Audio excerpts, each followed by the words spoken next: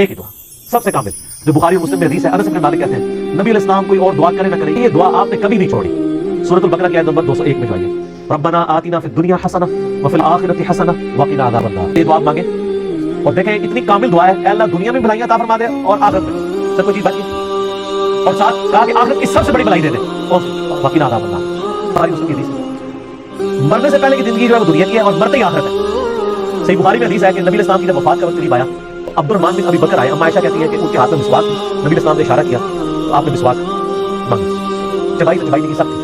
تو حضرت عائشہ کہتی ہے میں نے وہ مسواک لے کے اپنے منہ میں نرم کر کے حضور کے منہ میں ڈالی، تو نرم کر اس میں عائشہ کے بعد ہے کہ مجھے کچھ نصیبی حاصل ہے کہ نبی صلی اللہ علیہ وآلہ وسلم کا تھوک اور میرا تھوک اللہ تعالیٰ نے ایک ہی جگہ جمع کر دیا۔ اس میں بعد ہے اس دن جو اللہ کے نبی کی دنیا کی زندگی کا آخری دن اور آخرت کی زندگی کا پہلا دن تھا۔ حضور کی وفات کے دن کو عائشہ نے کہا کہ حضور کی زندگی کا آخری دن اور آخرت کا پہلا دن۔ سر آپ دنیا کی ہر خواہش اس دعا کے اندر کر سکتے ہیں۔